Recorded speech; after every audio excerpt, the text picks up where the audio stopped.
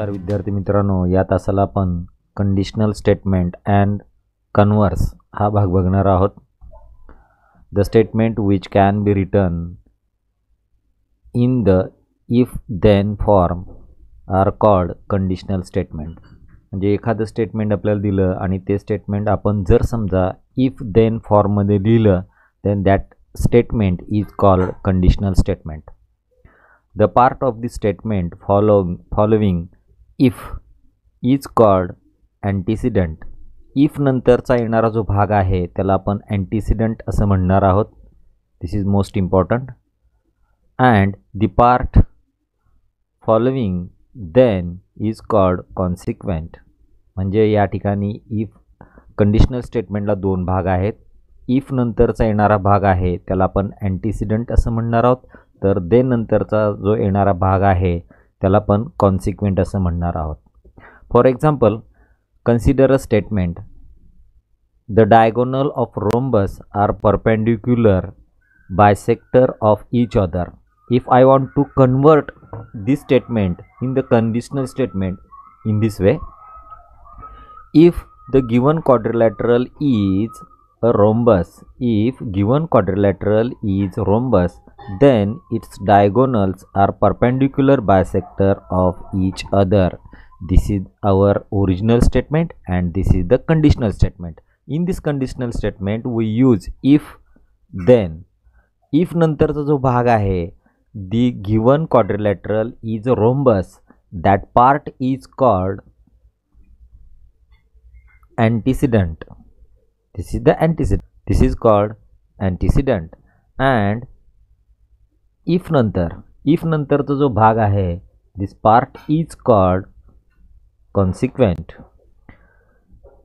If the antecedent and consequent in the given conditional statement are interchanged, म्हणजे आपल्याला जे काही गिवन कंडिशनल स्टेटमेंट आहे त्याच्यामध्ये असणारं जे काही अँटिसिडंट आहे आणि कॉन्सिक्वेंट आहे ते जर समजा आपण इंटरचेंज केलं तर मिळणारं जे स्टेटमेंट आहे, the resulting statement is called converse of given statement. That statement is called converse of given statement. लक्षात घ्या विद्यार्थी मित्रांनो, if the conditional statement is true, जर समजा कंडिशनल स्टेटमेंट ट्रू असेल, it's converse is not necessarily true. म्हणजे conditional statement true असेल तर त्याचं जे काही कॉन्व्हर्स स्टेटमेंट आहे ते कॉन्व्हर्स स्टेटमेंट ट्रू असेलच असं काही सांगता येत नाही. त्यासाठी आपण या ठिकाणी एक्झाम्पल बघूयात. आत्ताच आपण कंडिशनल स्टेटमेंट बघितलं. काय कंडिशनल स्टेटमेंट आहे? If the quadrilateral is a rhombus, if a quadrilateral is a rhombus, then diagonals are perpendicular bisector of each other. Then what is the converse of this statement? तर या ठिकाणी पहा, हा जो काही देन नंतरचा भाग आहे तो आपण इफच्या अगोदर घेणार आहोत आणि इफ नंतरचा जो भाग आहे तो देनच्या नंतर घेणार आहोत. तर ते कसं घेता येईल? ठिकाणी दिलं आहे, if the diagonals of quadrilateral are perpendicular bisector of each other, then it is a rhombus.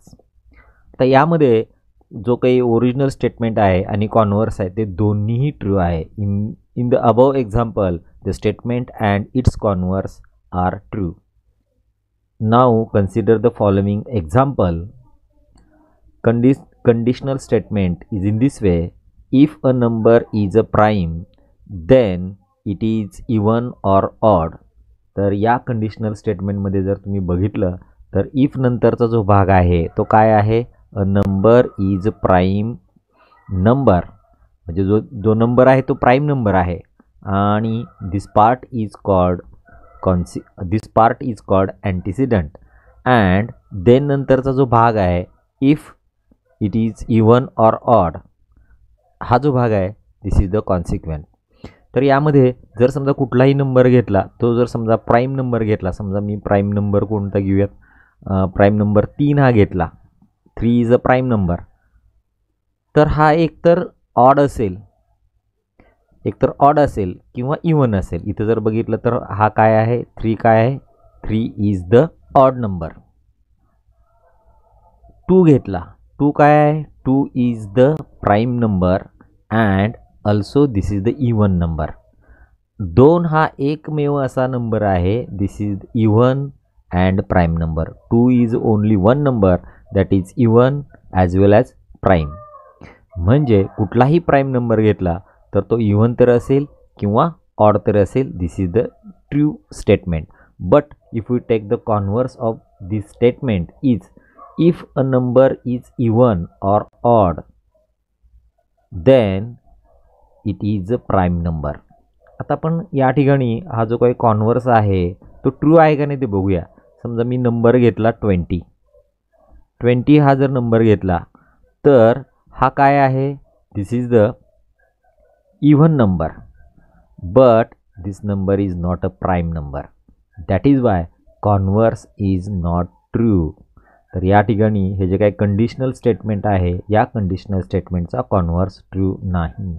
याचाच अर्थ जर समजा आपण कंडिशनल स्टेटमेंटवरून त्याचं कॉन्व्हर्स तयार केला तर कॉन्व्हर्स ट्रू असेलच असं आपल्याला म्हणता येत नाही. Thank you for watching this video.